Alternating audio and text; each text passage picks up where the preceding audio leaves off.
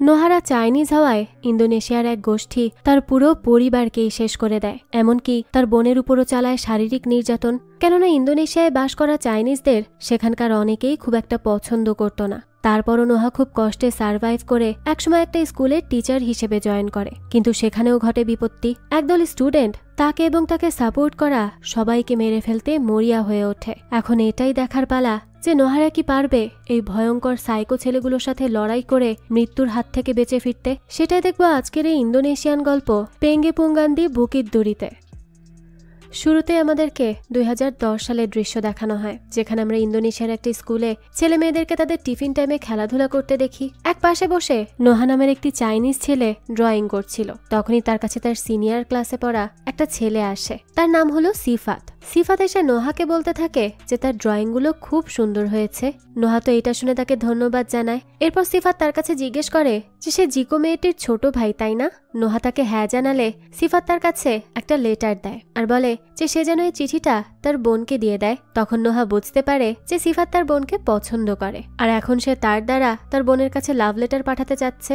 এর জন্য সে সিফাতকে বলতে থাকে যে সে যদি তার বোনকে পছন্দ করে থাকে তাহলে যেন তাকে সরাসরি গিয়ে জানায়। দেখা যায় তারা কথা বলছিল, তখনই সেখানে নোহার বোন জিকো চলে আসে। সে আসার সাথে সাথে নোহা তাকে সরাসরি বলতে থাকে যে জিকোর এই ক্লাসমেট সিফাত জিকোকে তার দ্বারা একটা লাভ লেটার পাঠাতে চাচ্ছিল। এই কথা শুনে তো সিফাত জিকোর সামনে অনেক লজ্জা পেতে থাকে। জিকো তখন তাকে বলতে থাকে যে লাভ লেটার তো অনেক পুরনো হয়ে গেছে, সে চাইলে তাকে মেসেজ করতে পারে বা সরাসরি তাকে তার ফিলিংস জানাতে পারে, সে কিছুই মনে করবে না। কিন্তু সে তার প্রপোজাল অ্যাকসেপ্ট করবে না কিনা এর গ্যারান্টি এখন সে দিতে পারছে না। সিফাত তখন তাকে কিছু বলতে যাবে, সেই সময় হঠাৎ করে তাদের স্কুলের বেল বেজে ওঠে। এখন সাধারণত বেল দেওয়ার কোনো কথাই ছিল না, যার জন্য তারা সবাই আশ্চর্য হয়ে তাদের ক্লাসে ফিরে যায়। কিন্তু দেখা যায় তখন তাদের টিচার রুমে এসে বলে যে আজ স্কুল এই পর্যন্তই হবে, তাদেরকে এখন বাসায় চলে যেতে হবে, কারণ বাইরে দাঙ্গা শুরু হয়েছে। সে জানে না যে বাইরের দাঙ্গা কতটা বেশি ভয়ঙ্কর, তাই সে সব স্টুডেন্টদেরকে বলে তারা যেন রাস্তায় কোথাও না দাঁড়িয়ে সোজা তাদের বাসায় চলে যায়। স্টুডেন্টরা সবাই তো এখন অনেক বেশি ভয় পেয়ে যায়, তারা তাড়াতাড়ি করে স্কুল থেকে বেরিয়ে যেতে থাকে। নোহা তখন তার ক্লাসরুম থেকে বের হয়ে প্রথমে তার বোনের সাথে দেখা করে, এরপর তারা দুজন মিলে তাড়াতাড়ি করে বাসার উদ্দেশ্যে বেরিয়ে পড়ে। তারা বের হলে সিফাত সেখানে তার বাবার পাঠানো গাড়িতে করে তার বাসায় চলে যাচ্ছিল। কিন্তু সে যখন নোহা আর জিকোদেরকে একা বাসায় ফিরতে দেখে তখন সে তাদেরকে তার গাড়িতে করে পৌঁছে দেওয়ার কথা বলে, কারণ বাইরের অবস্থা একদমই ভালো না। কিন্তু জিকো চাচ্ছিল না একদিনের পরিচয় হওয়া কারো গাড়িতে করে বাসায় যেতে, তাই সে তাকে মানা করে দেয় আর বলে যে তারা দুজন মিলে চলে যেতে পারবে। কিন্তু সিফাতে তাদের জন্য অনেক চিন্তা হচ্ছিল, তাই সে গাড়ি থেকে নেমে তাদেরকে এগিয়ে দেওয়ার জন্য তাদের সাথে হাঁটতে শুরু করে। কিছুক্ষণের মধ্যেই তারা একটা বাসে উঠে যায়। বাসে বসেও তারা অনেক বেশি ঘাবড়েছিল, কখন না দাঙ্গাকারীরা তাদের উপর হামলা করে। জিকো আর নোহার তাদের বাবা মার জন্য অনেক চিন্তা হতে থাকে। তারা তাদেরকে কল করার চেষ্টা করছিল, কিন্তু তাদের ফোন সুইচ অফ দেখাচ্ছিল। দেখা যায় তাদের বাস আরেকটু এগিয়ে যেতে থাকে, তখন সামনেই তারা দাঙ্গার সম্মুখীন হয়। বাসে থাকা সবাই অনেক বেশি ঘাবড়ে যায়। তারা কোনোভাবে দাঙ্গাকারীদের আটকানোর চেষ্টা করছিল, কিন্তু সেখানে অনেক মানুষ ভিড় করেছিল, যারা কিনা হাতে থাকা লাঠি, শাবল ইত্যাদি দিয়ে বাসের জানালাগুলো ভাঙতে থাকে। এরপর দরজা ভেঙে তারা সজোরে ভেতরে ঢুকে আসে। তারা প্রবেশ করলেই আমরা দেখতে পাই তারা অন্য কাউকে না ধরে তাদের মধ্যে থেকে জিকো আর নোহাকে ধরে নিয়ে চলে যাচ্ছে। এটা দেখে সিফাত তাদেরকে বাঁচানোর জন্য যেতে থাকে। দেখানো হয় কয়েকজন ছেলে মিলে তাদের দুজনকে একটি নির্জন রাস্তায় নিয়ে যায়, আর সেখানে গিয়ে তারা দুজনকে আটকে রাখে। সিফাত তখন তাদের কাছে যায় এবং তাদের কাছে অনুরোধ করতে থাকে তারা যেন তাদের দুজনকে ছেড়ে দেয়, কারণ তারা দুজন হলো তার ফ্রেন্ড। কিন্তু তারা সিফাতের কোনো কথা শুনতে চায় না, তারা তাকে এখান থেকে চলে যেতে বলে। সিফাত তাদেরকে ছেড়ে মোটেই চলে যেতে চাচ্ছিল না, সে তাদেরকে অনুরোধ করতেই থাকে। লোকগুলো তখন সিফাতের উপর রেগে গিয়ে তার হাতে একটা কাট লাগিয়ে দেয়। এরপর তাকে বলতে থাকে যে সে যদি আর একটু সময় এখানে থাকে তাহলে তাকে তারা মেরেই ফেলবে। সিফাত তখন অনেক বেশি ঘাবড়ে যায়। স্কুলে পড়া ছেলে, যদি কেউ তাকে মেরে ফেলার হুমকি দেয় তাহলে তার পক্ষে সেখানে থাকা আসলেই অনেক মুশকিল হয়ে যায়। কিন্তু সে মোটেই তাদেরকে এভাবে বিপদে রেখে চলে যেতে চাচ্ছিল না, তবে তাকে সেখান থেকে চলে যেতে হয়। এরপর যেটা হয় সেটা আরো বেশি ভয়ঙ্কর। যে লোকগুলো তাদেরকে ধরে নিয়ে এসেছিল তারা নোহাকে আটকে রেখে তার সামনে তার বোনের জামা কাপড় ছিঁড়ে ফেলে। নোহা অনেক বেশি উত্তেজিত হয়ে যায়, সে তাদেরকে মারতে যাবে, তখনই লোকগুলো তার মাথায় আঘাত করে তাকে সেখানেই অজ্ঞান করে ফেলে। অনেকক্ষণ পর গিয়ে নোহার জ্ঞান ফিরলে সে দেখে আশেপাশে তার বোন কোথাও নেই, তার জামা কাপড় নিচে পড়ে আছে। সে তখন কোনোভাবে উঠে তার বোনকে খুঁজতে থাকে। তখন পথে দাঙ্গাকারীরা আবারও আসতে থাকলে সে তার মুখে কোনো কারণে কালি মাখিয়ে নেয়। এরপর সে কোনো মতে তার বাসা পর্যন্ত পৌঁছায়, কিন্তু সেখানে গিয়ে দেখে তাদের বিল্ডিং জ্বালিয়ে দেওয়া হয়েছে। সে তখন তার বাবা মাদের চিৎকার করে করে ডাকতে থাকে আর কান্না করতে থাকে। এখানে নিশ্চয়ই আপনাদের এটা মনে হচ্ছে যে এদের সাথে কেন এমনটা হলো, আর তাছাড়া সবার মধ্য থেকে কেন তাদের দুজন ভাই বোনকেই নিয়ে যাওয়া হলো। গল্পের শুরুতে আমি বলেছিলাম যে জিকো হলো চাইনিজ, অর্থাৎ তার বোন তার বাবা মা সবাই চাইনিজ ছিল। ইন্দোনেশিয়াতে থাকা মানুষেরা সেই সময় চাইনিজদের একদমই সহ্য করতে পারত না। সবাই না, বলতে গেলে যারা কিনা বিভিন্ন ঝামেলার সাথে জড়িত এবং সবসময় তাদের দাঙ্গা করিয়ে বেড়ানো স্বভাব, তারাই এমনটা ঝামেলা করতে শুরু করে। ইন্দোনেশিয়াতে যেহেতু অনেক চাইনিজরা বসবাস করে, তাই তারা তাদেরকে সেখান থেকে বের করে দেওয়ার জন্য উঠে পড়ে লাগে। এই দাঙ্গাকারীরা যখনই চাইনিজদের দেখত তখনই তাদের উপর অ্যাটাক করত এবং তাদেরকে অনেকভাবে নির্যাতন করত। তার একটি প্রমাণ তো আমরা পেয়েই গেছি। আর এই 2010 সালেই নোহা তার বাবা মাকে চিরতরে হারিয়ে ফেলে। তার বোনকেও আর কোথাও খুঁজে পায় না। সে ভাবতে থাকে তার জীবনটা হয়তো এখানেই শেষ। এরপর আমাদেরকে তখন থেকে 17 বছর পর অর্থাৎ 2027 সালের দৃশ্য দেখানো হয়। আমাদেরকে নোহাকে দেখানো হয় সে চাইনিজদের জন্য বানানো আলাদা মেট্রোতে করে কোথাও যাচ্ছিল। তখন আমরা দেখতে পাই এখানকার অবস্থা চাইনিজদের জন্য 2010 সালের চেয়েও অনেক বেশি ভয়ঙ্কর হয়ে গেছে। পুরো মেট্রোর আশেপাশে চাইনিজদেরকে গালাগাল করে লেখালেখি করা হয়েছে এবং তাদেরকে এখান থেকে চলে যাওয়ার জন্য বলা হয়েছে। মেট্রোর বাইরেই তাদেরকে তাড়িয়ে দেওয়া নিয়ে আন্দোলনকারীরা আন্দোলন করছিল। তখন নোহা কোনোভাবে ক্যাব দিয়ে তার মুখ ঢেকে তারপর সেখান থেকে বেরিয়ে যায়। এরপর দেখানো হয় যে নোহা একটি স্কুলে যায়। সেখানে মূলত সে টিচার হিসেবে জয়েন করার জন্য ইন্টারভিউ দিতে যাচ্ছিল। সে সেখানকার প্রিন্সিপালের সাথে দেখা করে। প্রিন্সিপাল তাকে দেখেই বুঝতে পারে যে সে হলো একজন চাইনিজ, যার জন্য সে নোহাকে বলতে থাকে যে তার পুরো দেশের মানুষের চাইনিজদের উপর এখন অনেক বেশি রাগ, আগের থেকেও বেশি। কিন্তু সে এমন চিন্তাধারা রাখে না, তার জন্য সবাই সমান। তাছাড়া নোহার পড়াশোনার ব্যাকগ্রাউন্ড অনেক বেশি ভালো, তাই সে তাকে এখানে চাকরি দিবে। সে ক্লাস 9-এর বাচ্চাদেরকে পড়াবে। কিন্তু এর আগে কি তার পড়ানোর কোনো এক্সপিরিয়েন্স আছে? নোহা বলতে থাকে যে এই 2 বছরে সে 5টি স্কুলে পড়িয়েছে। এটা শুনে প্রিন্সিপাল তার কাছে জিজ্ঞেস করে যে 2 বছরে 5 স্কুল কেন পাল্টেছে সে? নোহা তখন জানায় যে সে সেই স্কুলগুলোতে অ্যাসিস্ট্যান্ট টিচার হিসেবে জয়েন করেছিল, তাই যখন তার প্রয়োজন শেষ হয়ে যায় সে চাকরি ছেড়ে দেয়। তখন প্রিন্সিপাল তাকে বলতে থাকে যে তার এই স্কুলে কেমন ধরনের বাচ্চারা পড়ে, এই বিষয়ে কি নোহা ঠিকমতো জেনে এসেছে? নোহা বলে যে হ্যাঁ, সে জানে।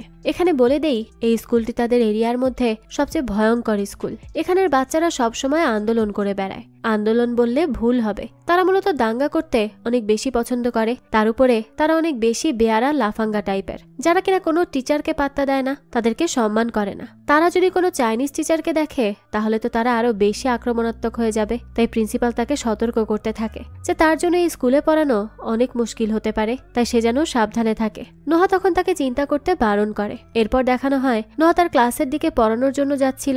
প্রথম দিন স্কুলে থাকা সবাই তার দিকে অদ্ভুত নজরে তাকিয়ে থাকে, যেন তারা তাকে অনেক বেশি ঘৃণা করছে। তাদের নজর ইগনোর করে নোহা তার ক্লাসের সামনে পৌঁছে যায়। সেখানে গিয়ে সে দেখে পুরো ক্লাসের অবস্থা খুবই নাজেহাল। স্টুডেন্টরা সবাই এদিক ওদিক দাঁড়িয়ে নিজেদের মতো গল্প করেই যাচ্ছে। কোনো শৃঙ্খলা সেখানে নেই, কিন্তু সেও তো কারো থেকে কম ছিল না। এদেরকে কিভাবে শায়েস্তা করতে হয় তা সে খুব ভালো করেই জানতো। এর জন্য সে টেবিলের উপরে তার ব্যাগ জোরে রেখে তাদের সবাইকে নিজ নিজ জায়গায় বসে পড়তে বলে।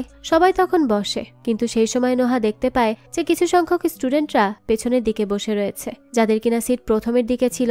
নোহা তখন তাদেরকে তাদের জায়গায় এসে বসতে বলে, কিন্তু তখন সেই ছেলেগুলোর মধ্যে থেকে একটা ছেলে, যার নাম জারিফ, সে বলে ওঠে যে সে পড়াতে এসেছে, চুপচাপ যেন পড়িয়ে চলে যায়। তাদের যেখানে ইচ্ছা তারা সেখানেই বসবে। এছাড়া তারা নোহা চাইনিজ, এজন্য তার নাম নিয়েও তার সাথে অনেক উল্টোপাল্টা কথা বলে আর ঠাট্টা করতে থাকে। এটা শুনে নোহা জারিফের কাছে যায় এবং তাকে বলতে থাকে যে সে তাদের মতো ছেলেদের খুব ভালো করে চেনে। তাদের বাবা মা তাদেরকে সহ্য করতে পারে না, তাদেরকে অপারগ বলে মনে করে, তাদেরকে অনেক মারধর করে। আর এর জন্য তাদের মতো ছেলেদের মধ্যে কোত্থেকে যেন অনেক বেশি রাগ চলে আসে। তারা তাদের বাবা মাকে কিছুই বলতে পারে না, তাই বাইরে এসে দাদাগিরি করে এবং সবসময় সবার উপর রেগে থাকে। তখন এসব কথা শুনে জারিফের এক বন্ধু পিছন থেকে হেসে দিয়ে বলতে থাকে যে নোহা তার ব্যাপারে সত্যিটা কিভাবে জানলো। জারিফ তখন রেগে গিয়ে তাকে চুপ করতে বলে। সে নোহার কথার একটাও জবাব দেয় না। কিন্তু তাকে দেখেই বোঝা যায় যে তার মধ্যে নোহার প্রতি অনেক রাগ জমেছিল। নোহা এরপর বোর্ডে আজকে কি পড়াবে সেটা দেখানোর জন্য চলে যায়। তখনই পেছন থেকে তার মাথার উদ্দেশ্য করে একটা কাঠের টুকরো মারা হয়। একটুর জন্য সেটা নোহার মাথায় আঘাত করে না। নোহা তখন পেছনে ফিরে বলে যে সে জানে এটা কে করেছে, কোন এক বেয়াদব নষ্ট লাফাঙ্গা ছেলেই এমনটা করেছে, কিন্তু যার বাবা মা তাকে কখনো ঠিক করতে পারলো না সে তাকে কিভাবে ঠিক করবে। অর্থাৎ তার দিকে তখন জারিফই কাঠের টুকরাটি ছুঁড়ে মেরেছিল। আর তার এই কথা শুনে জারিফের মধ্যে আরো রাগের সৃষ্টি হতে থাকে। এরপর দেখানো হয় স্কুল ছুটি হলে নোহা স্কুল থেকে বেরিয়ে যাচ্ছিল। তখন তার কাছে একটা টিচার আসে। এই মেয়ের টিচারটির নাম হলো আরিফা। আরিফা নিজে থেকেই নোহার সাথে কথা বলতে আসে এবং তার কাছে জিজ্ঞেস করতে থাকে যে তার তো আজ জয়নিং এর প্রথম দিন, কেমন গেল তার দিন। নোহা বলতে থাকে কেউ মারা যায়নি, তার মানে ভালোই গেছে। এটা শুনে তখন আরিফা হাসতে থাকে আর বলতে থাকে যে তারও প্রথম দিন একই অবস্থা ছিল। আরিফা তখন নোহার সাথে আরো বেশি কথা বলার চেষ্টা করে, কিন্তু নোহা তাকে এখনই বেরিয়ে যেতে হবে বলে সেখান থেকে বেরিয়ে যায়। কিন্তু সে কোনো কারণে স্কুলের বাইরে গিয়ে দাঁড়িয়েছিল। তাকে দেখে মনে হচ্ছিল যেন সে কাউকে খুঁজছে। তখন আমরা দেখতে পাই জারিফের একটা গ্যাং ছিল, যেখানে 4টা ছেলে আর একটা মেয়ে। তারা একটা গাড়িতে বসে নোহাকে দেখতে থাকে এবং তাকে গালি দিয়ে বলতে থাকে যে সে এখানে দাঁড়িয়ে কেন আছে। তখন তাদের সাথে থাকা মেয়েটি অর্থাৎ আয়েশা বলতে থাকে যে বেয়াদব চাইনিজ লোকটি হয়তো কোনো মেয়েকে ধরে নিয়ে যাওয়ার মতলবে দাঁড়িয়ে আছে। তাদের মধ্যে একজন বলতে থাকে যে অনেকদিন ধরে তার কোনো চাইনিজকে মারছে না, আজ তাদের একটাকে খুঁজে বের করে অনেক ধোলাই করা উচিত। এই বলে তখন তারা বেরিয়ে পড়ে। কিছুদূর গিয়ে তারা একটা গাড়ি দেখতে পায় যার ড্রাইভার কিনা একজন চাইনিজ লোক। তারা তখন লোকটির গাড়ি ধাওয়া করতে থাকে। লোকটি তাদেরকে দেখে অনেক ঘাবড়ে যায় আর কোনোভাবে গাড়ি নিয়ে সেখান থেকে পালানোর চেষ্টা করে, কিন্তু তখন তারা তার গাড়িটি আটকে ফেলে। এরপর ছেলেটিকে নামিয়ে অনেক মারধর করতে থাকে। আর এটাই তাদের জন্য একটা মজার অ্যাক্টিভিটি। তারা এমনটা প্রায় কোনো চাইনিজের সাথে করতে থাকে। এরপর আমাদেরকে দেখানো হয় তাদের শহরে চায়না টাউন নামে চাইনিজদের থাকার জন্য একটা জায়গা ছিল, যেখানে একটা নতুন বার খোলা হয়। নোহা সেখানে কিছুক্ষণ সময় কাটানোর জন্য যায়। এই বারে সব চাইনিজরাই আসে, যারা কিনা শহরে গিয়ে রেস্টুরেন্টে দাঙ্গাকারীদের জন্য এনজয় করতে পারে না, তারাই এখানে আসে। সেখানে গিয়ে নোহা খুবই মন খারাপ করে বসেছিল। তখন বারটেন্ডার একটি মেয়েকে আমরা দেখতে পাই, তার নাম হলো মিকো। মিকো নোহার মন খারাপ দেখে তাকে চিয়ার করার জন্য অনেক ভালো একটা ড্রিঙ্ক বানিয়ে দেয়। এরপর সেখানে থাকা সবাইকে ডেকে নোহাকে চিয়ার করায়। এটা আসলে তাদের বারের একটা পরম্পরা ছিল। নোহা তখন একটু বেটার ফিল করে। সেই সময় মিকো তাকে বলতে থাকে যে তাদের এখানে এসে কেউ মন খারাপ করে থাকতে পারবে না। এর থেকে বোঝা যায় যে মিকো হয়তো প্রথম দেখাতেই নোহাকে পছন্দ করে ফেলেছে, কিন্তু নোহা কোনো রকম ইন্টারেস্ট দেখায় না তার প্রতি। এরপরই দেখানো হয় রাতে নোহা সেখান থেকে তার বাসায় ফিরছিল। তখন সে দেখতে পায় যে কিছু চাইনিজ ছেলেরা ইন্দোনেশিয়ার একটি ছেলেকে ধরে অনেক মারধর করছে। এটা দেখে সে সেই চাইনিজ ছেলেগুলোকে সেখান থেকে তাড়িয়ে দিয়ে ইন্দোনেশিয়ান ছেলেটিকে বাঁচিয়ে নেয়। এরপর তাকে তার স্কুল ড্রেস পরা দেখে সে বুঝতে পারে যে ছেলেটি তার ক্লাসেরই একটা স্টুডেন্ট। সে তখন ছেলেটির কাছে তার নাম জানতে চায়। ছেলেটি জানায় তার নাম করিম। তখন নোহা করিমকে বলে যে সে তাকে তার বাসা পর্যন্ত এগিয়ে দিয়ে আসছে, কিন্তু সে চাইনিজ বলে করিম একটু ভয় পাচ্ছিল। তাই সে তাকে বলে যে সে একাই চলে যেতে পারবে। এই ঘটনার পর আমাদেরকে একটা ফ্ল্যাশব্যাক দেখানো হয়, যেখানে দেখা যায় নোহা একটা হসপিটালে যায়। সেখানে তার বোন জিকো ভর্তি ছিল। এটা হলো আজ থেকে 2 বছর আগের কাহিনী। নেহাকে দেখে তার বোন বলতে থাকে যে সে তার বড় বোন হওয়ার দায়িত্ব ঠিকমতো পালন করতে পেরেছে তো। তাকে ছোটবেলা থেকে মানুষ করেছে, তাকে পড়াশোনা করিয়েছে, আর আজ সে বড় হয়ে গেছে। তখন নোহা তাকে কাঁদতে কাঁদতে বলতে থাকে যে সে আসলেই তার জন্য অনেক কিছু করেছে, সে তার বাবা মার জায়গা পূরণ করেছে। তখন এটা শুনে তার বোন অনেক খুশি হয় আর তাকে বলে যে তাহলে সে যেন তার একটা কাজ করে। তার ছেলে এখনো বেঁচে আছে আর সেই শহরেরই কোনো একটা স্কুলে পড়ে। নোহা যেন তাকে প্রমিস করে যে সে তার ছেলেকে খুঁজে বের করবে আর তাকে সবসময় নিজের কাছে আগলে রাখবে। তার এই কথা শুনে তখন নোহা অনেক বেশি কাঁদতে থাকে আর বলে যে সে তাকে ওয়াদা করছে। এটা শুনে তখন তার বোন তার শেষ নিঃশ্বাস ত্যাগ করে। সেদিন জিকোর সাথে কি হয়েছিল আর তার বাচ্চা কোথা থেকে আসলো, তার বাচ্চা তার থেকে আলাদাই বা কেন ছিল, সবকিছুর উত্তর আমরা পরবর্তীতে পাবো। এর পরদিন দেখানো হয় নোহা যখন মেট্রোতে করে তার স্কুলে যাচ্ছিল, তখন সে সেই একই মেট্রোতে আবারও করিমকে দেখতে পায়। করিম মেট্রোতে ওঠা একটা চাইনিজ মহিলার জন্য তার সিট ছেড়ে দিয়েছিল। অর্থাৎ এই ধরনের স্কুলে পড়লেও সে একটা ভালো ছেলে ছিল। এরপর দেখানো হয় করিম তার ক্লাসে তার বন্ধু সিয়ামের পাশে বসেছিল। তখন সেখানে জারিফ আসে, যে কিনা আগে করিমের ভালো বন্ধু ছিল। তো জারিফ করিমকে বলতে থাকে যে তার উপর আগের দিন সে চাইনিজরা অ্যাটাক করেছিল, সে তাদের একটাকেও ছাড়বে না। করিম তাকে বলতে থাকে যে সে এখন ঠিক আছে। ঠিক তখনই দেখানো হয় নোহা তার ক্লাসে প্রবেশ করে। সবাই তখন তাদের সিটে গিয়ে বসে। নোহা সবাইকে ড্রয়িং করতে বলে। সবাই ড্রয়িং করতে শুরু করে, কিন্তু একজনই বসে থাকে আর সে হলো জারিফ। নোহা এটা দেখে তার কাছে যায় এবং তার কাছে জিজ্ঞেস করে যে সে কিছু আঁকছে না কেন। সেটা জিজ্ঞেস করলে জারিফ তার দিকে তেড়ে আসে। তখন নোহা তাকে বলতে থাকে যে সে কি তাকে মারবে, তাহলে মারুক। তাকে দেখেই বোঝা যায় যে সে কোনো টিচারকে মেরে হেডলাইন করার মতো পার্সোনালিটি রাখে, আর এটা করে হয়তো সে তার বাবাকে তার কোনো একটা কীর্তি দেখাতে পারবে। জারিফ তখন রাগে খিটিমিটি দিতে থাকে, কিন্তু তাকে সে হাত লাগালে স্কুল থেকে এক্সপেল হয়ে যাবে, এর জন্য সে চুপচাপ বসে আঁকতে শুরু করে। এরপর দেখানো হয় নোহা করিমের কাছে যায় এবং তার ড্রয়িং স্কিল দেখে সে অনেক বেশি খুশি হয় আর বলে যে সে খুব ভালোই ড্রয়িং করতে পারে। এরপর দেখানো হয় ক্লাস শেষ হয়ে গেলে সবাই মিলে তারা যে যা এঁকেছে সেগুলো জমা দিয়ে যেতে থাকে। তখন জারিফ তার কাছে আসে, দেখা যায় সে তার খাতায় একটা পিগ এঁকেছিল এবং সেটি নোহাকে দেখিয়ে তার সামনে কাগজটি ছিঁড়ে ফেলে আর সেখান থেকে চলে যায়। শেষে করিম আর তার বন্ধু সিয়াম তাদের খাতা জমা দিতে আসে। তারা জমা দিয়ে চলে যাচ্ছিল, তখন নোহা করিমের হাত ধরে তাকে থামায় এবং তাকে বলে যে সে যেন স্কুল শেষে তার সাথে দেখা করে, তার সাথে তার কিছু কথা বলার আছে। করিম তখন এটা শুনে ভয় পেয়ে যায়। সে বলতে থাকে যে আজ স্কুলের পরে তার একদমই সময় নেই। এটা বলে সে তার বন্ধুর সাথে সেখান থেকে চলে যায়। এরপর আমাদেরকে জারিফ আর তার বন্ধুদেরকে দেখানো হয়। এই ক্লাসে থাকা 5 জন সহ তাদের দলে অন্য ক্লাসের আরো 3 জন সদস্য ছিল। তারা স্কুল শেষ হওয়ার আগেই স্কুলের দারোয়ানদের অনেকগুলো সিগারেটের ঘুষ দিয়ে স্কুল থেকে বেরিয়ে যায়। এরপর তারা সবাই মিলে একটা নির্মাণাধীন বিল্ডিং এর নিচে আসে। সেখানে দেখানো হয় তারা তাদের স্কুলের একটা চাইনিজ স্টুডেন্টকে তুলে নিয়ে এসেছিল। আজ তাকে মেরে তারা মজা করবে। তারা ছেলেটিকে ওই বিল্ডিং এর উপরে নিয়ে যায়। এরপর সবাই মিলে অনেকক্ষণ যাবৎ তার উপর অমানবিক নির্যাতন করে। তার মুখ থেকে রক্ত বের হতে থাকে, তার শরীরের বিভিন্ন অংশ থেকে রক্ত বের হয়। অনেকক্ষণ পরে যখন তাদের মন ভরে যায় তখন তারা ছেলেটিকে সেখানে থাকা একটা ছোট্ট রুমে হাত পা বেঁধে রেখে দেয়। এরপর বলতে থাকে যে তারা তার জন্য খাবার নিয়ে আসছে, কারণ তাদের এই টোপকে তাদের তো খেয়ে দিয়ে বাঁচিয়ে রাখতে হবে, না হলে তারা মজা করবে কিভাবে। এই বলে তারা সেই ছোট্ট রুমে ছেলেটিকে বন্ধ করে চলে যায়। এরপর আমাদেরকে নোহাকে দেখানো হয়। সে লাইব্রেরিতে বসেছিল। তখন তার সাথে আবারও সেই মহিলা টিচার আরিফা কথা বলার জন্য আসে। নোহা তখন তার সাথে কথা বলতে শুরু করে। সে আরিফার কাছে জিজ্ঞেস করে যে স্কুলে জয়েন সে কেন করেছিল। তখন আরিফা বলতে থাকে যে স্কুল মহিলাদের জন্য খুব একটা খারাপ না, ছেলেরা তো তাকে কিছু বলেই না, কারণ এখানে থাকা ছেলে স্টুডেন্টদের যদি কোনো ছেলে টিচার পড়াতে আসে তখন তারা তার থেকে বেশি সাহসী হওয়ার দাবি করতে থাকে এবং তার থেকে তার শক্তি বেশি এটা দেখানোর চেষ্টা করে। মেয়েদের সাথে তো আর তাদের কম্পিটিশন করতে হয় না। তাছাড়া সে যখন পড়াশোনা শেষ করে তখন সে নিজেকে নিজেই একটা চ্যালেঞ্জ দিয়েছিল যে সেই স্কুলের স্টুডেন্টকে পড়িয়ে দেখবে, তাই সে নিজ ইচ্ছাতেই এই স্কুলে পড়াতে চলে এসেছে।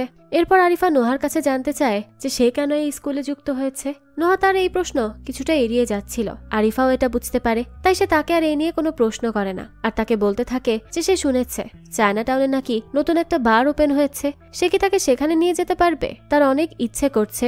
নোহা তখন তাকে সেখানে নিয়ে যেতে রাজি হয়ে যায়। এরপর রাতে দেখানো হয় তারা দুজন মিলে সেখানে যায়। তাদেরকে একসাথে দেখে তখন সেখানে সেই বারটেন্ডার মিকো অনেক বেশি জেলাস ফিল করতে থাকে। সে তো নোহাকে পছন্দ করেছিল, কিন্তু নোহা এখন অন্য একটি মেয়েকে নিয়ে আসায় তার মন খারাপ হয়ে যায়। নোহা সেই দিকে খেয়ালই করে না। সে তার মতো করে আরিফার সাথে কথা বলতে থাকে।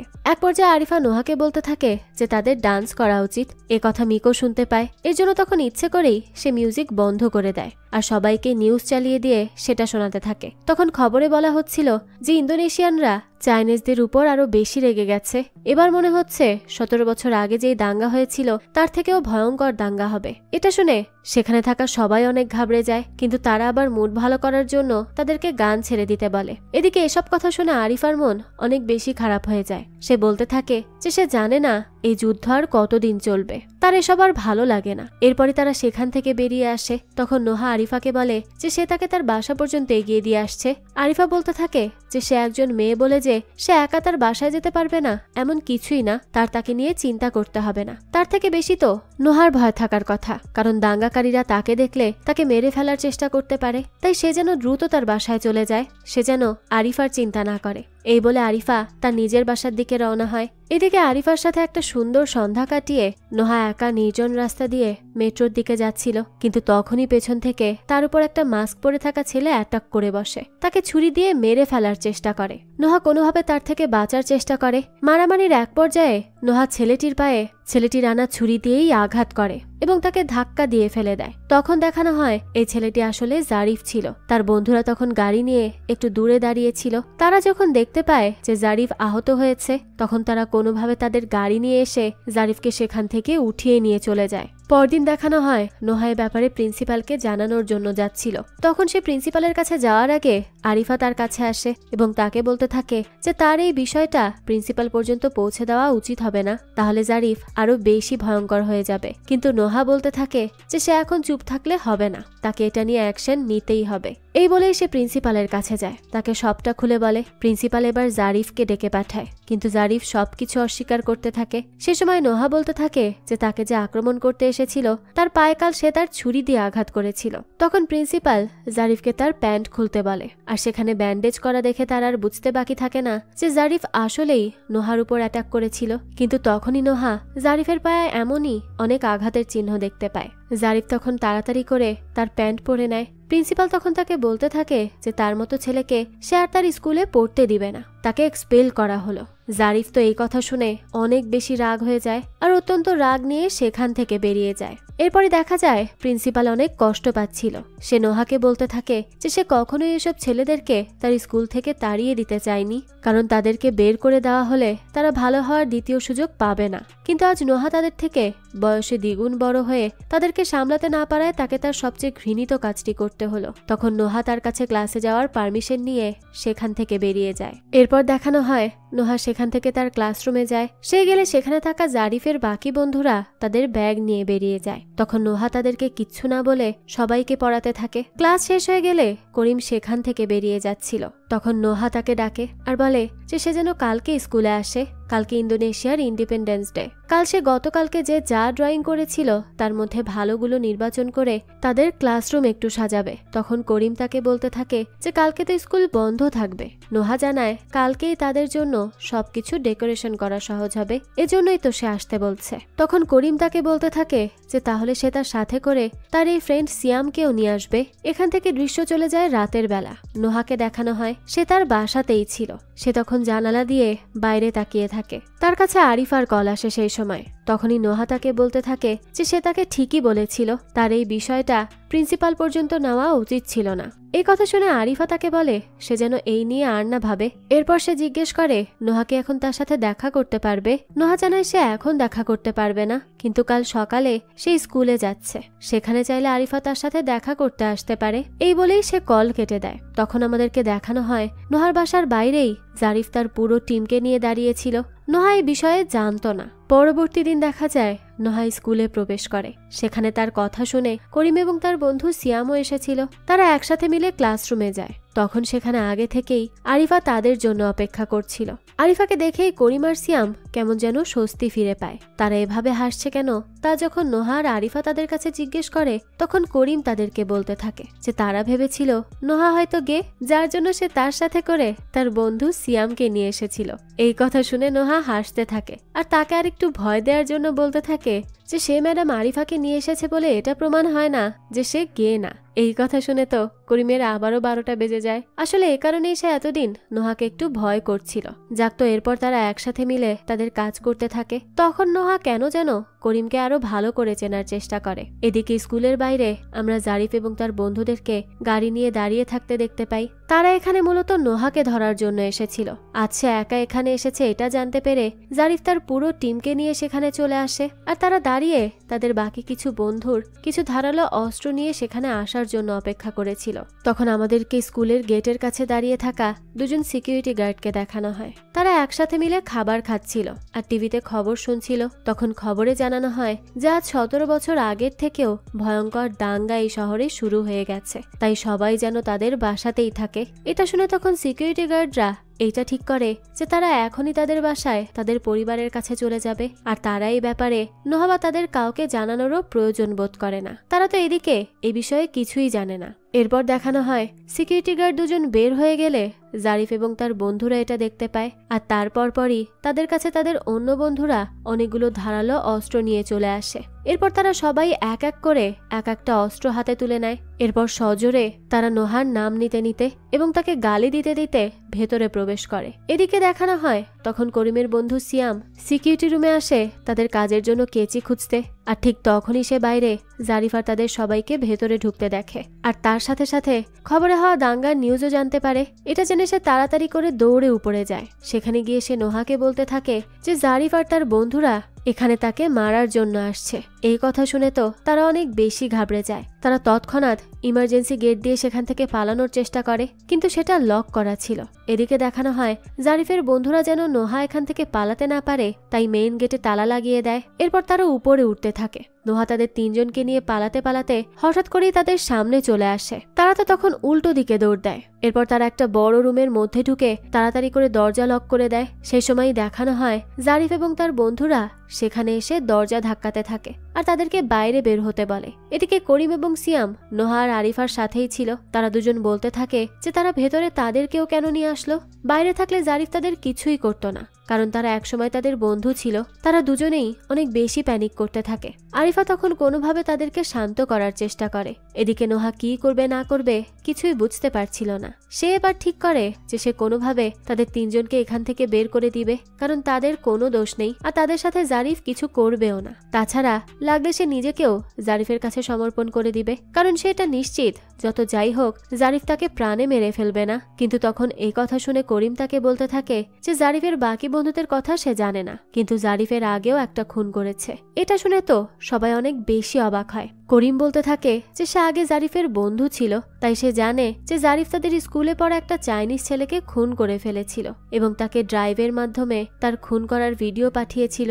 সে খুন করার কথা শুনেই অনেক বেশি ঘাবড়ে যায়, যার জন্য সেই ভিডিওটি কখনোই খুলে দেখেনি। এটা শুনে তারা করিমকে বলতে থাকে যে তাহলে এই ব্যাপারে সে পুলিশকে কেন জানালো না, তার তো উচিত ছিল।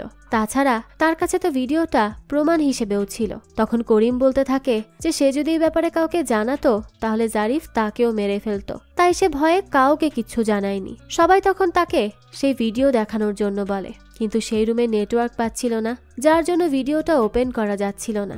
এর মাধ্যমে একটা বিষয় তো ক্লিয়ার, নোহা যেমনটা জারিফকে ভেবেছিল জারিফ তার থেকেও বেশি ভয়ঙ্কর। তাদের চারজনের মাথা তখন খারাপ হয়ে যাচ্ছিল। নোহা তাদের তিনজনকে সে সময় বেরিয়ে যেতে বলে, কিন্তু তারা বলে যে তারা জারিফ আর তার বন্ধুদেরকে নোহার উপর এভাবে আক্রমণ করতে দেখে ফেলেছে, যার জন্য তারা কখনোই তাদেরকেও বেঁচে থাকতে দিবে না। তখন সিয়াম বলতে থাকে যে এর উপরে তো বাইরে দাঙ্গাও শুরু হয়ে গেছে। সবকিছু মিলিয়ে তারা খুবই ভয়ঙ্কর পরিস্থিতি করে ফেলেছে। এখন তারা কি করবে না করবে কিছুই বুঝতে পারছে না। এদিকে তখন দেখানো হয় সিয়ামের বাবা অনেক চিন্তা করতে থাকে, কারণ সিয়াম এখনো বাসায় ফেরেনি। তার উপরে বাইরে দাঙ্গা শুরু হয়ে গেছে। এজন্য সে সিয়ামকে বাসায় নিয়ে যাওয়ার জন্য স্কুলে চলে আসে। তবে গেটে তালা লাগানো দেখে সে দরজা নক করতে থাকে। ভেতর থেকে তখন আয়েশা নামের সেই মেয়েটি দরজা খুলে দেয়। সিয়ামের বাবা এরপর ভেতরে প্রবেশ করে আর তাদের কাছে জিজ্ঞেস করতে থাকে যে সিয়াম কোথায়, তারা কি তাকে দেখেছে। তারা বলে সিয়াম তার ক্লাসরুমে পড়াশোনা করছে। এই বলেই তারা তাকে যেই রুমে নোহারা আটকে পড়েছিল সেই রুমের বাইরে নিয়ে আসে। সেখানে তাদের সবাইকে দেখে সিয়ামের বাবা। তারা এখানে কি করছে সে কিছুই বুঝতে পারে না। সে সিয়াম বলে ডাক দিলেই সে সময় জারিফ আর তার বন্ধুরা মিলে তাকে মারতে শুরু করে। বুঝুন এরা কতটা বেয়াদব। সিয়াম তেদিকে রুমের ভেতর থেকে তার বাবার কণ্ঠ শোনে আর অনেক বেশি আশ্চর্য হয়ে যায় যে তার বাবা এখানে কি করছে। তাছাড়া তার বাবাকে মারার শব্দ শুনে সে কোনোভাবে তার বাবার কাছে যেতে চায়। আসলে জারিফ এখন সিয়ামের বাবাকে তাদের টোপ হিসেবে ব্যবহার করবে। তারা ইচ্ছে করে সিয়ামের বাবাকে আরো জোরে জোরে মারতে থাকে, যাতে করে তার চিৎকার শুনে সিয়াম দরজা খোলে আর তারা তখন নোহাকে ধরতে পারে। সিয়ামের তখন তার বাবার জন্য অনেক কষ্ট হতে থাকে, কিন্তু এরপর দেখানো হয় জারিফ সিয়ামের বাবাকে পাশে আহত অবস্থায় রেখে দিয়েছে। সিয়ামের বাবা তখন তাদেরকে বলতে থাকে যে তারা তার আর তার ছেলের সাথে এমনটা কেন করছে সে জানে না, কিন্তু তারা যদি তাদের কি প্রয়োজন তা বলে তাহলে সে নিশ্চয়ই তাদেরকে সেটি দিয়ে দিবে, তাও তারা যেন তাদেরকে যেতে দেয়। তখন জারিফের এক বন্ধু তার কথা শুনে অনেক বিরক্তি বোধ করে, এর জন্য একটা পেন্সিল দিয়ে তার বুকে আঘাত করে। লোকটি তখন ব্যথায় অনেক চিৎকার করতে থাকে। এই সব কিছু ভেতর থেকে নোহা একদমই সহ্য করতে পারছিল না। সিয়াম তো একদম পাগলের মতো হয়ে যাচ্ছিল। তাই নোহা তখন দরজার কাছে এসে জারিফকে ডাকে আর বলতে থাকে যে সে স্বীকার করছে যে সে তার সাথে যা করেছে তা ঠিক করেনি, সে তাকে ক্ষমা করে দিক, আর তাছাড়া সে চাইলে তাকে মারুক। কিন্তু সিয়ামের বাবা সিয়াম, করিম আর আরিফা এরা তো তাদের কিছু করেনি, তাই তারা যেন তাদেরকে এখান থেকে সুস্থভাবে চলে যেতে দেয়। কিন্তু তখন জারিফ হাসতে হাসতে বলতে থাকে যে তারা এত দূর চলে গেছে, তাছাড়া এরা সবাই তাদের সবাইকে দেখেও ফেলেছে, এরপর সে কিভাবে তাদেরকে ফিরে যেতে দিবে? এটা তো অসম্ভব একটা ব্যাপার হয়ে গেল, তাই না? এসব কথা শুনে নোহা আরো বেশি ঘাবড়ে যায়। তাদের কাছে তো কোনো পথই খোলা ছিল না। তারা তখন চেষ্টা করে অডিটোরিয়ামের আরেকটা দরজা দিয়ে বের হয়ে যাওয়ার, কিন্তু সেই দরজাটিও বাইরে থেকে লক করা ছিল। নোহা তখন আবারও গেটের সামনে ফিরে আসে। জারিফকে সে আবারও ডাক দেয় এবং বলতে থাকে যে তার সব রাগ সবকিছু তো নোহার একার উপর। সে কি চায় নোহা বাইরে আসুক, তাহলে সে যেন এই গেটের সামনে থেকে দূরে সরে যায় আর সিয়াম, করিম, আরিফা এবং সিয়ামের বাবাকে এখান থেকে তাদের বাসায় ফিরে যেতে দেয়। তারা ওয়াদা করছে যে তারা এই ব্যাপারে পুলিশকে কিছুই জানাবে না। তখন জারিফ কিছুক্ষণ ভেবে বলতে থাকে যে আচ্ছা, তারা তার অফার মেনে নিচ্ছে। এই বলে জারিফ তার বন্ধুদেরকে নিয়ে পেছনে সরে যায়। নোহা তাদেরকে এক এক করে তাদের নাম বলতে বলে, যাতে করে তারা দূরে আছে নাকি এটা তারা ভেতর থেকে বুঝতে পারে। তো জারিফেরা এক এক করে তাদের নাম বলতে থাকে। নোহা তখন দরজা খুলে সবার আগে বাইরে বের হয়। সেই সময় তারা তার কাছে আসার আগে সে দৌড় দিয়ে সিয়ামের বাবাকে নিয়ে সেই রুমের ভেতর প্রবেশ করে এবং আবারও দরজা লক করে দেয়। জারিফ তো তখন তার উপর আরো বেশি রেগে যাচ্ছিল। এদিকে সিয়ামের বাবার শরীর থেকে এখনো পর্যন্ত অনেক রক্ত বেরিয়ে গেছে। তাকে আর এভাবে রাখা যাবে না, তাকে নিয়ে হসপিটালে যেতেই হবে। তাই তাদেরকে এখান থেকে যে করেই হোক বের হতে হবে। তখন নোহা আবারও গেটের কাছে আসে এবং জারিফকে বলতে থাকে যে সে তার কাছে ক্ষমা চেয়ে নিচ্ছে যে তাকে এভাবে ধোকা দিয়েছে, কিন্তু সিয়ামের বাবার বেঁচে থাকাটা তাদেরকে নিশ্চিত করতেই হতো। তার অফার সে আবারও করছে, তাদেরকে এখান থেকে চলে যেতে দেয়া হোক, তাহলে সে নিজেকে তাদের হাতে সঁপে দিবে। জারিফ তখন তার বন্ধুদের নিয়ে আবারও গেট থেকে কিছুটা দূরে যায় এবং সেখানে গিয়ে নিজেদের নাম বলতে থাকে। তখন নোহা সিয়াম আর তার বাবাকে বলে যে তারা যেন বাইরে বের হয়ে অডিটোরিয়ামের পেছনের দরজাটি খুলে দিয়ে সেখান থেকে পালিয়ে যায়, তাহলে তারাও এর মধ্যে থেকে পালিয়ে যেতে পারবে। এটা বলে সে দরজা খুলে সিয়াম আর তার বাবাকে যেতে দেয়। তারা জারিফদের পার করে সেখান থেকে চলে যেতে থাকে। তখন জারিফেরা নোহাদের দিকে এগিয়ে আসতে থাকে। জারিফ বলতে থাকে যে সে তার কথা রেখেছে, সে সিয়াম আর তার বাবাকে ভালোভাবে এখান থেকে যেতে দিয়েছে। এখন নোহার তার কথা রাখার পালা। এটা বলে সে যখন নোহার উপর অ্যাটাক করতে যাবে তখনই আরিফা আর করিম মিলে তাকে টেনে নিয়ে দরজা আবারও লক করে দেয়। জারিফ নোহাকে বাইরে আসার জন্য চিৎকার করতে থাকে। নোহা তাদেরকে বলে যে তারা দুজন এখান থেকে বের হয়ে গেছে, এটা দেখার পরেই সে বাইরে বের হবে, এর আগে না। এটা বলে তারা অডিটোরিয়ামের পেছনের দরজা খোলার উদ্দেশ্যে অপেক্ষা করতে থাকে। 15 মিনিট হয়ে গেছে, এখনো পর্যন্ত সিয়ামেরা দরজা খুলল না। এর জন্য নোহা বুঝতে পারে যে জারিফ তার সাথে মিথ্যা কথা বলেছে। তারা এখনো সিয়াম এবং সিয়ামের বাবাকে ধরে রেখেছে। সে জারিফের কাছে গিয়ে বলতে থাকে যে সে তার কথা রাখেনি। তখনই সেখানে জারিফের বাকি বন্ধুরা সিয়াম এবং তার বাবাকে নিয়ে আসে। তারা অনেক বেশি কান্নাকাটি করছিল। তারা তাদের অবস্থা মারতে মারতে আরো বেশি খারাপ করে দিয়েছিল। এরপর আরো কিছুক্ষণ সময় চলে যায়, নোহা এখনো দরজা খোলেনি। এজন্য জারিফ তার একজন বন্ধুকে বলতে থাকে যে সে যেন একটা ক্যানে করে গাড়ি থেকে পেট্রোল নিয়ে আসে। তার বন্ধু তার কাছে কেন জিজ্ঞেস করলে সে তাকে বেশি প্রশ্ন করতে মানা করে, আর সে যা বলেছে সেই মোতাবেক চুপচাপ কাজ করতে বলে। ছেলেটিও তখন তাদের গাড়ির কাছে যায় এবং গাড়ি থেকে পেট্রোল নিতে থাকে। সেই সময় পাশ দিয়ে পুলিশের গাড়ি যাচ্ছিল। তারা ছেলেটিকে এভাবে গাড়ি থেকে তেল নিতে দেখে বলতে থাকে যে সে এখানে কি করছে আর এটা কার গাড়ি যে গাড়ি থেকে সে এভাবে তেল নিচ্ছে। ছেলেটি তখন বলতে থাকে যে এটা তার বন্ধুর গাড়ি আর তারা বন্ধুরা মিলে স্কুলের মধ্যেই রয়েছে, তারা এখানে গ্রুপ স্টাডি করতে এসেছে। পুলিশের তখন তার উপর সন্দেহ হয়। তারা তাকে তার বন্ধুদের কাছে নিয়ে যেতে বলে, কিন্তু ঠিক তখনই পুলিশ অফিসারের কাছে অন্য জায়গা থেকে একটা ইম্পর্টেন্ট কল আসে। তাই সে আর সেখানে না গিয়ে সেখান থেকে চলে যায় আর ভাবতে থাকে যে ছেলেটি চুরি করলে গাড়িটি চুরি করত, গাড়ির তেল না। যাক, ছেলেটি তখন ক্যান ভর্তি তেল নিয়ে আসে জারিফের কাছে।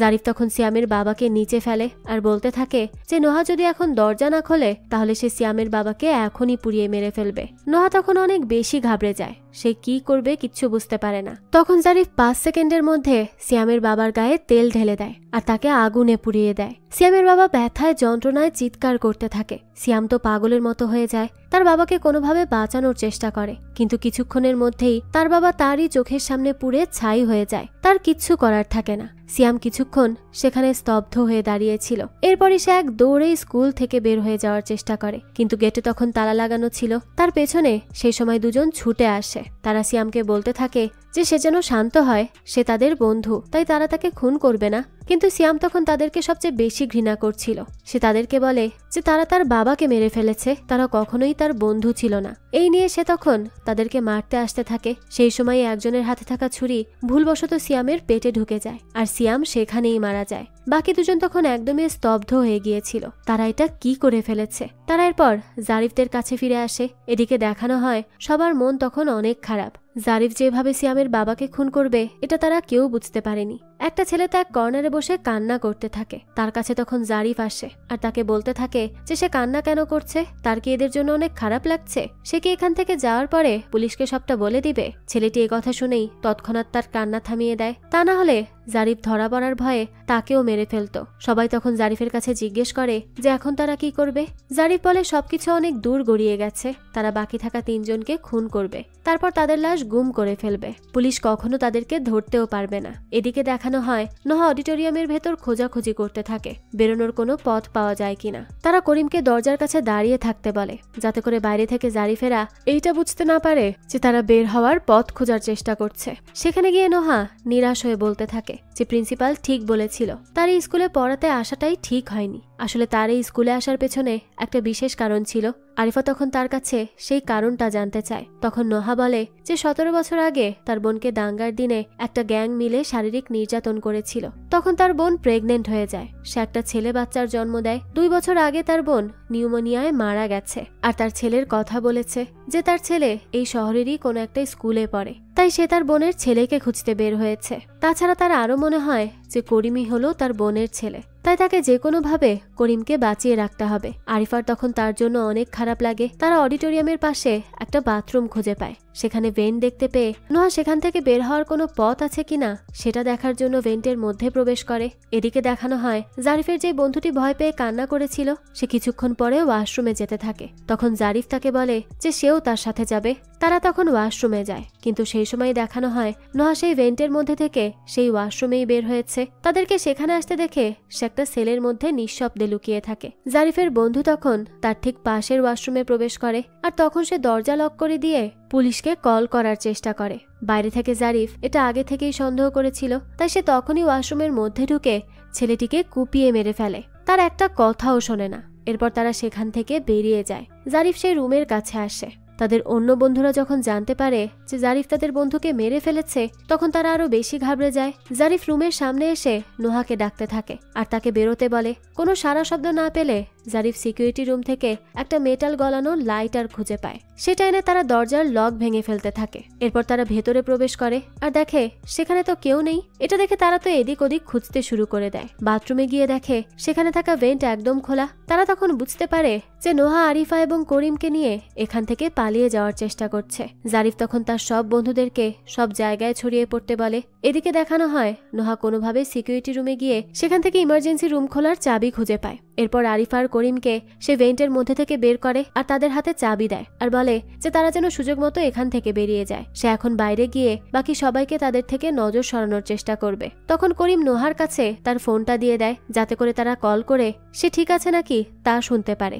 এরপর নোহা বাইরে বেরিয়ে আসলে তখন তার সামনে 2 জন পড়ে যায়। তাদেরকে দেখে সে তাদেরকে বুঝিয়ে বলার চেষ্টা করে যে এখনো বিষয়গুলো অতটাও খারাপ হয়ে যায়নি, তাই তারা যদি এখন থেমে যায় তাহলে তারা সবাই সুস্থভাবে এখান থেকে বের হতে পারবে। কিন্তু তখন তারা 2 জন তার কোনো কথাই শোনে না, তার উপর অ্যাটাক করে। নোহা তাদের সাথে ফাইট করতে শুরু করে। সে তাদেরকে ফাইটের মাঝখানেও বোঝানোর চেষ্টা করে, কিন্তু তারা তার কোনো কথাই শুনতে রাজি ছিল না। সেলফ ডিফেন্সের জন্য নোহা তখন তাদের মধ্যে একজনকে একটা ছুরি দিয়ে আঘাত করে মেরে ফেলে। অন্যজন যখন তার গলা টিপে তাকে হত্যা করতে যায় তখন তার হাতে থাকা গ্যাস লাইট দিয়ে সে তার মুখ জ্বালিয়ে দেয়। এরপর সে সেখান থেকে পালিয়ে যেতে থাকে। সে ইমার্জেন্সি রুম থেকে বের হওয়ার জন্য উপরের তলায় কোনোভাবে চলে যায়, কিন্তু তখন জারিফের এক বন্ধু তাকে দেখে ফেলে। নোহা তার দিকে তাকিয়ে তার হাতে থাকা হাতিয়ার ফেলে দেয় আর বলে যে তাদের আর এই ঝামেলা কন্টিনিউ করা উচিত হবে না। সে হার মেনে নিচ্ছে, তারাও যেন থেমে যায়। কিন্তু ছেলেটি তখন তার দিকে তেড়ে আসে।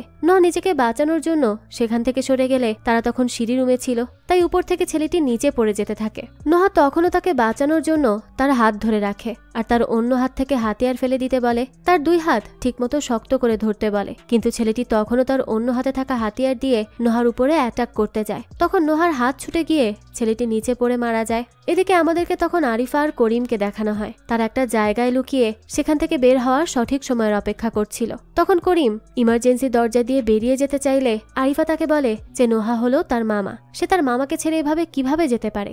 এ কথা শুনে করিম তাকে বলতে থাকে যে এটা অসম্ভব। তার মা মালয়েশিয়াতে চাকরি করে, তার বাবা মালয়েশিয়ান আর তারও জন্ম মালয়েশিয়াতেই হয়েছিল, কিন্তু তার আরেকটা বড় ভাই ছিল যে কিনা একদম তার মতো দেখতে, কিন্তু তার বয়স যখন 10 তখন সে মারা যায়। তাই তারা মালয়েশিয়া থেকে ইন্দোনেশিয়াতে শিফট করে। এ কথা শুনে তখন আরিফা অনেক বেশি অবাক হয়। অন্যদিকে আমাদেরকে নোহাকে দেখানো হয়। শেষমেশ সে জারিফের সামনে চলে আসে।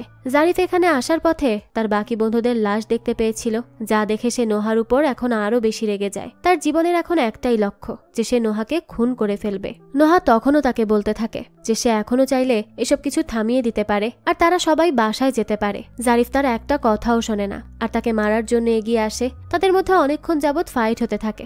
এক পর্যায়ে নোহা জারিফকে মাটির সাথে পিন করে ফেলেছিল। তখন দেখানো হয় আয়েশা এবং বাকি থাকা দুজন বন্ধু সেখানে চলে আসে, কিন্তু তারা আর জারিফকে সাহায্য করার জন্য এগোতে পারছিল না, কারণ অলরেডি জারিফ তাদের চোখের সামনে তাদের বন্ধু এবং সিয়ামের বাবাকে খুন করেছে। তারা আর তাকে বিশ্বাস করে না। এর জন্য একটু হলেও বাঁচার আশায় তারা তখনই সেখানে অস্ত্র ফেলে দিয়ে পালিয়ে যায়। সে সময় আবারও করিম আর আরিফাকে দেখানো হয়। তারা ইমার্জেন্সি রুম পর্যন্ত পৌঁছে যায়, কিন্তু তখন আরিফা নোহাকে বাঁচানোর জন্য আসতে চায়। করিম তাকে বলে যে এখন ভেতরে থাকা একদমই ঠিক হবে না, আর নোহা যদি অন্য কোনো পথ থেকে বেরিয়ে যায় তাহলে তারা তো আবারও এখানে আটকে যাবে। তাদের এখন বাইরে বের হতে হবে এবং বাইরে থেকে নোহাকে সাহায্য করার চেষ্টা করতে হবে। আরিফা তখন তার কথা মেনে নেয়। তারা সেখান থেকে পালিয়ে যায়। এদিকে জারিফ আবারও নোহাকে মারার চেষ্টা করে। সে তাকে একদম মেরে ফেলছিল। তখনই নোহা তাকে লাথি দিলে সে একটা কুড়ালের উপর গিয়ে পড়ে আর সেখানেই জারিফের মৃত্যু হয়। নোহা তখন জারিফের লাশ ধরে তার কাছে ক্ষমা চাইতে থাকে আর অনেক বেশি কান্না করতে থাকে। ইতিমধ্যে দেখানো হয় সেখানে দাঙ্গাকারী লোকেরা চলে এসেছে।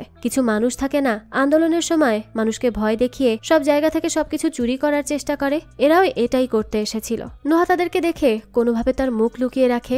এরপর কাঁদতে কাঁদতে সেখান থেকে বের হয়ে যেতে থাকে, কিন্তু গেটের কাছে পৌঁছাতেই বাকিরা তাকে দেখে ফেলে। সে যে চাইনিজ তা বুঝতে পারে, এজন্য তাকে মারার জন্য ধেয়ে আসতে থাকে। তখন দেখানো হয় একজন স্কুলের বাইরে গাড়ি নিয়ে দাঁড়িয়েছিল আর নোহাকে দৌড়ে আসতে দেখে সে গাড়ির দরজা খুলে দেয়। এরপর তাকে তাড়াতাড়ি গাড়িতে ঢুকিয়ে দরজা লক করে দেয়। ছেলেটি একটা ইন্দোনেশিয়ান ছেলে ছিল, যে কিনা আজকে দাঙ্গায় আটকে থাকা চাইনিজ লোকদেরকে সাহায্য করার জন্য বের হয়েছিল। এরপর ছেলেটি নোহার দিকে তার হাত বাড়িয়ে দেয় এবং তার নাম জানায় সিফাত। নোহা তখন তার হাতে থাকা সেই দিনের কাটা দাগটি দেখে বুঝতে পেরে যায় যে এটা হলো সেই সিফাত, যে কিনা 17 বছর আগে তার বোনকে পছন্দ করত।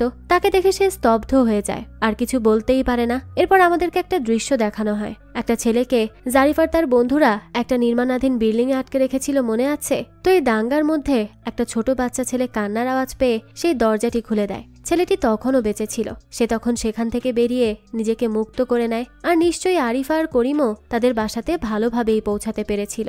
এরই সাথে এই গল্পটাও এখানেই শেষ হয়ে যায়। খামোখায় মানুষ একজন আরেকজনের প্রতি ঘৃণা পুষে রাখে। তাছাড়া ইন্দোনেশিয়ায় চাইনিজদের উপর কিছু মানুষ একটা সময় যেই অত্যাচার করেছিল সেই সবই এই গল্পে ফুটিয়ে তোলা হয়েছে। তবে শেষ পর্যন্ত নোহা তার যে ভাগ্নেকে খুঁজছিল তাকে আর তার খুঁজেই পাওয়া হয় না। তবে সে যে জারিফের মতো খারাপ মানুষকে এই দুনিয়া থেকে সরাতে পেরেছে, এটাই অনেক বড় ব্যাপার। যাক, এই ছিল আজকের গল্প। এই গল্পটা আপনাদের কাছে কেমন লেগেছে সেটা অবশ্যই আমাদেরকে কমেন্ট করে জানাবেন। যদি এতটুকু ভালো লেগে থাকে তাহলে একটি লাইক দিয়ে যাবেন। আর হ্যাঁ, আমাদের এই চ্যানেলে কিন্তু প্রতিনিয়তই নতুন নতুন ভিডিও আপলোড করা হয়। সেই সব ভিডিওর আপডেট পেতে আমাদের চ্যানেলটিকে সাবস্ক্রাইব করে বেল আইকনে অল দিয়ে রাখতে কিন্তু ভুলবেন না। আর একটা কথা, আমাদের সকল ভিডিওর আপডেট পেতে জয়েন করতে পারেন আমাদের হোয়াটসঅ্যাপ চ্যানেলে, লিংক ডেসক্রিপশন বক্সেই দেয়া আছে। আজকে তাহলে এই পর্যন্তই। আবারও হাজির হব নতুন কোনো ভিডিও নিয়ে। সেই পর্যন্ত সবাই ভালো থাকবেন আর আমাদের চ্যানেলের সাথেই থাকবেন। ধন্যবাদ।